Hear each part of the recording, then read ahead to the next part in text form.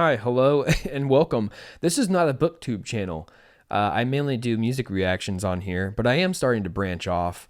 And as a teacher, I'm going to say the most stereotypical teacher thing you could say, and that is that there is power in reading. There is beauty in reading. It's the same reason, like when I love a certain line in a song, it's the same as loving a certain quote in a book.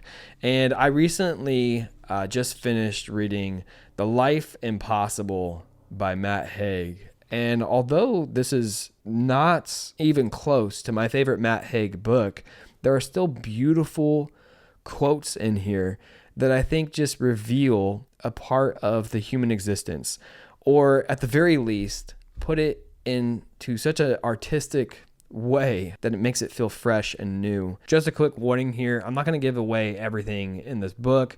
I'm mainly going to be using some quotes from the book and all of that, but there is this is basically a spoiler. I'm just trying to give you a spoiler alert. There might be some things in here that spoil it. One of the first things about this book that really stands out to me is that it's never too late to change, that life is going to change, and that it's better if you just embrace it.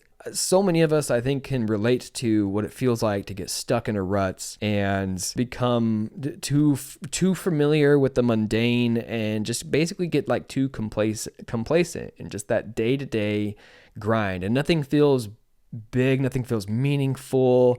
And yet we also don't want to do things that will get us out of that rut because we end up becoming familiar. We end up becoming so comfortable with it. But Matt Haig, he has this line in the book, this quote in the book that basically says like, we should be running towards the change in life. He writes, "It seems to me that if you want truth, if you want to lead a full and aware life, you should head towards possibility, towards mystery and movement, towards travel or change, because when you find the universality within that, you find yourself.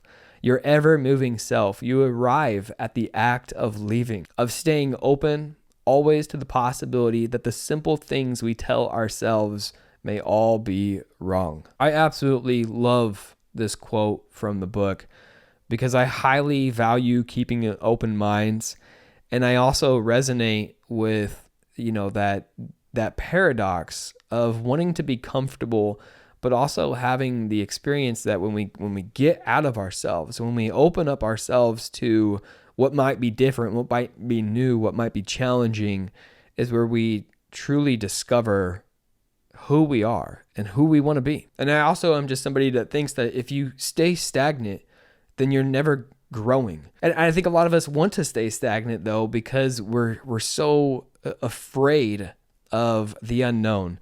Matt Haig, he has this other quote. He writes, "It's so strange that we don't want spoilers in our stories, but we seek them in our lives. We want to know we will fall in love or be healthy or finish the degree in style, get a good job, or the comfortable pension. We want the solution. We want it all mapped out. We want to know everything ends well. We want it all spoiled with as little mystery as possible. But where is the fun in that?" And this is what I mean by like books, even fictional books. This is not a nonfiction book that is teaching you something. It's a fictional book with a fictional character and some supernatural things that happen in it. But we got this quote right here that like, if this doesn't motivate you to go for the new, to go for the unknown and take that fork in the road, I don't know what will. I love it. It's gorgeous. It's beautiful. Another smaller theme in the book, not really even a theme in the book, but something that you kind of come across with all of Matt Haig's writings is you realize how much compassion and how much grace he has for humanity. I can't remember if I've talked about it before on this channel or not, but one of the things that I very often tell my students in my history class is that it's very rarely a villain and a hero. that the story is not as simple as that. The story is not as this is the villain and they're the worst and they're terrible and evil, and this is the hero and they're good and great and all of that, right? And every person is so complex, and we have both within us.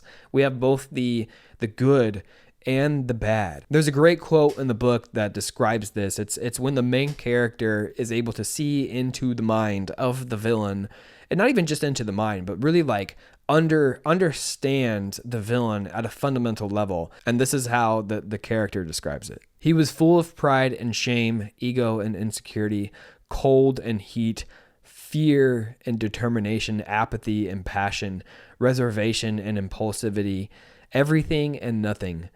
He was a sitting paradox, a terminally flawed life form.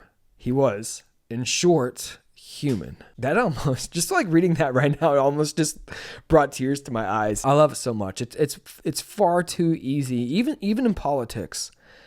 I don't want to talk about politics too much on this channel, but even in politics, it's far too easy to just say that somebody is absolutely awful because of what side of the political spectrum they are on. And it's not that simple. People are not that easy to figure out. Like, we all have the capacity for good and bad. And I think it's very rare to have somebody that is just fully evil and bad. There's humanity to them. And I think we should remember this. I think Matt Haig, in almost every book that he writes, reminds us of this in some point or another within the book. Yeah, and that's pretty much all I got to say about the life impossible here. I just wanted to come on and share these quotes and kind of share, I don't know, my thoughts and reactions to them. Thank you for watching, and I'll see you next time.